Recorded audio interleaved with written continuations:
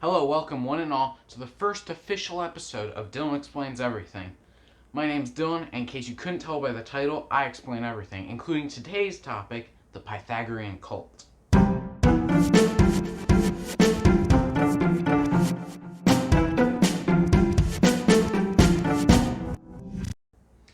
I'm going to be running through a lot of facts, so if you're curious as to where I get my information, check the description below for some links. Commonly known for his theorem, Pythagorean theorem, Pythagoras was a genius mathematician who a lot of people know for doing a lot of things for math. I mean, he was a genius. He created this, right?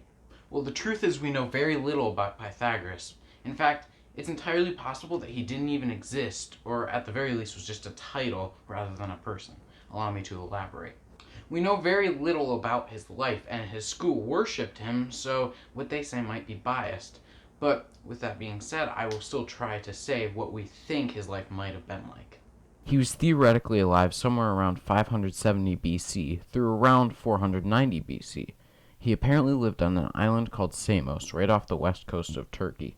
According to texts, his father was a citizen named Menesarchos. As he grew up, it is said that he met the Greek philosopher/scientist Thales, who taught him about math and got him interested in it. When he got to the age of about 40, he emigrated to Crotone on the eastern coast of Italy.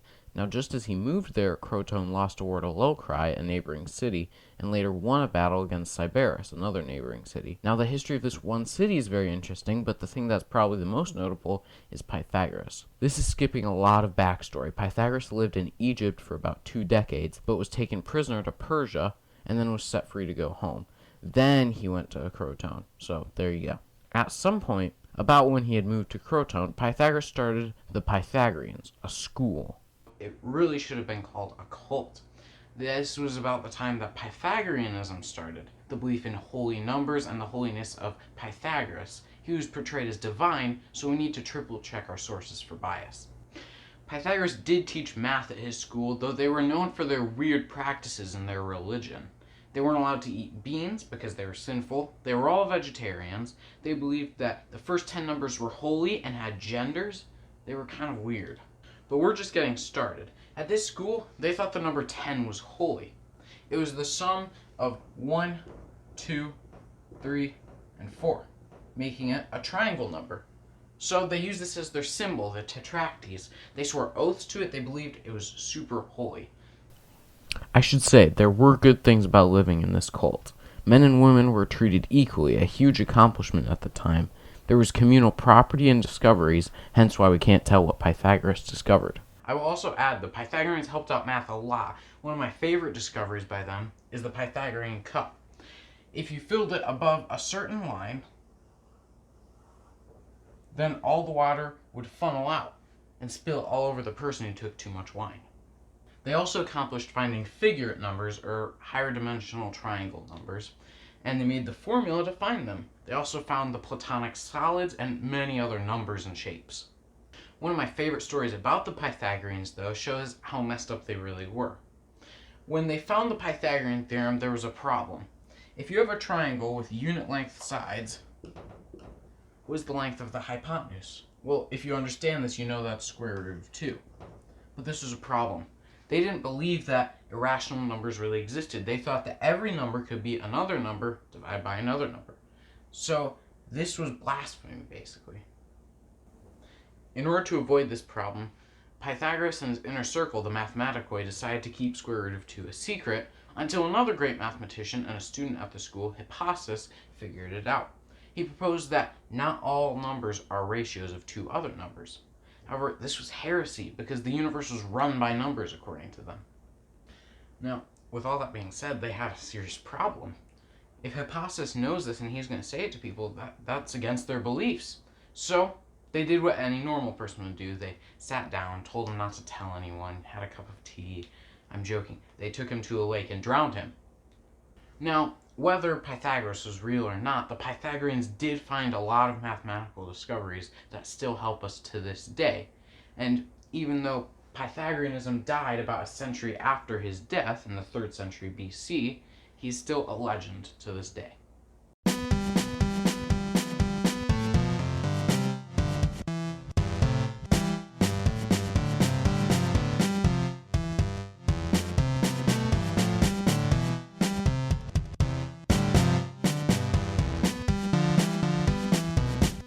Until NeoPythagoreanism popped up. Yeah, 28 points in Scrabble. This was the revival of the Pythagoreanistic beliefs in the 1st century AD. It all began with a guy named Apollonius of Tyana, who was born around 3 BC. He read Pythagoras' teachings and thought that he could follow them. In fact, he thought he was the reincarnate of Pythagoras. So he started going around and teaching all around the same time Jesus did. The rivalry between Apollonius and Jesus is probably the most notable thing about him, other than founding NeoPythagoreanism.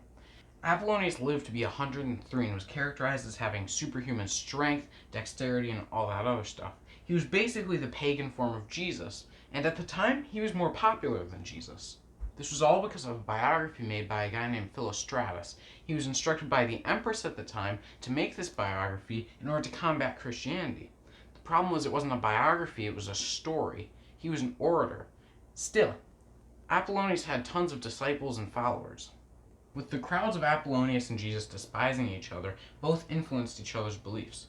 The crowds of Jesus thought Apollonius was an evil satanic sorcerer, while the crowds of Apollonius thought that Apollonius was a clear sign that Jesus wasn't the savior. Either way, this became more heated in the 17th century when Apollonius was used to attack the Christian church. So what exactly is NeoPythagoreanism? Well, it's exactly what it sounds like. It's basically people who wanted to believe in a Pythagoreanistic way of life, but it also had parts of Platonism in it and eventually spawned off Neoplatonism, which are totally different philosophies. Whether you think Pythagoras was a group, a title, or a real person, the people who believed in the Pythagorean way of life heavily influenced the way we act today, and they did help mathematics and science a lot. With all that being said, if you enjoyed the video watched today, why not click subscribe to see more and click like to tell me you did like it. If you have any ideas for Dyllon Explains Everything, feel free to leave them in the comments below. And until we meet again, my name's Dylan, and I explain everything.